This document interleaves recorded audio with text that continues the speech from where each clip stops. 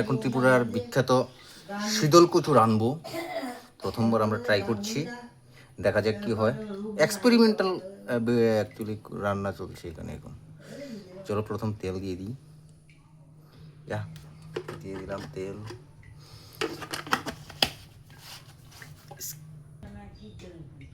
এখন দেব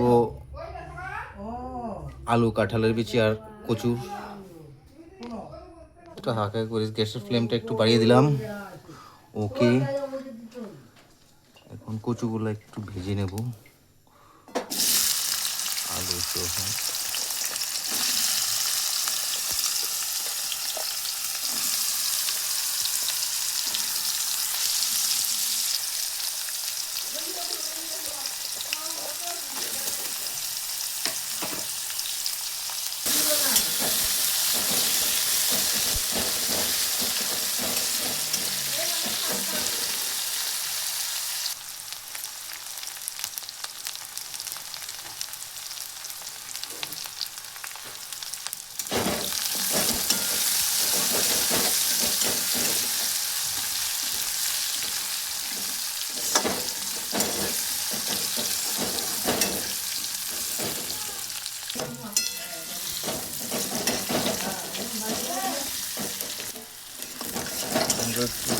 কচু আলু এগুলো একটু ভেজে নিলাম।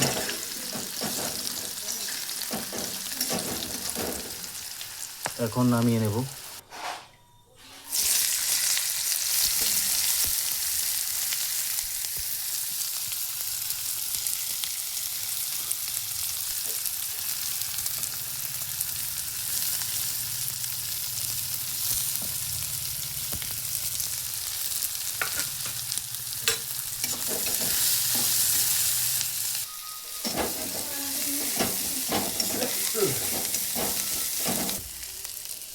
এখন শুটকি দিয়ে দেবো। বেশি হয়ে গেছে, একটু কম দিয়ে দিই।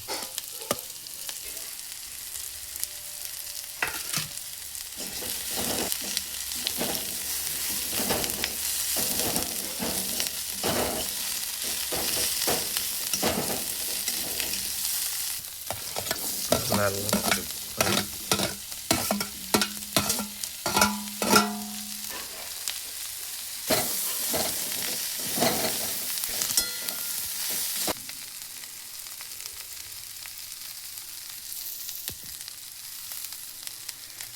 স্বাদ মতো একটু লবণ দিয়ে দিলাম।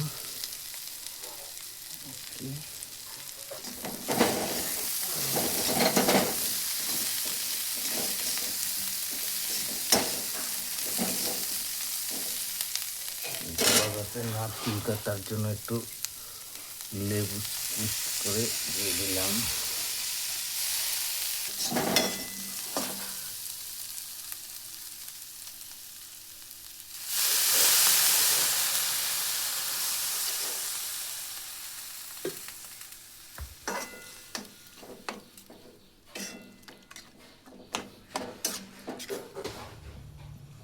এই সবজিটাকে বলে ত্রিপুরার নর্থ ইস্টের বিখ্যাত সবজি কচু হুটকি।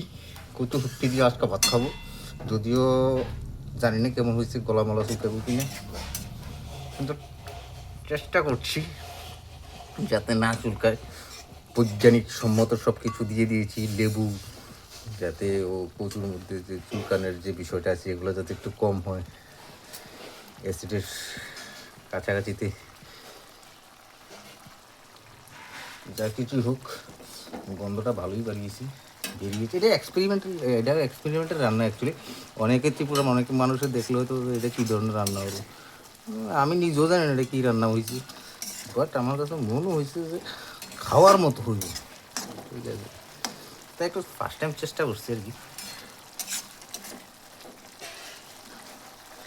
গন্ধটা দারুণ বাড়িছে। নাকি কষ্ট।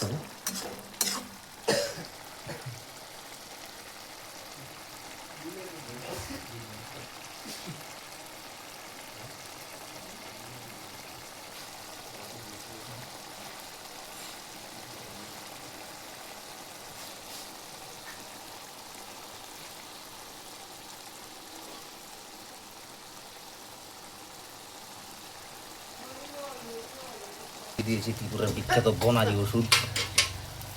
আমি নিজেও জানি না এটা কেমন হবো, আজকে কইতাম না কী দিয়েছি, ধন্যবাদ দিলাম, ধন্যবাদ না, ঠিক আছে।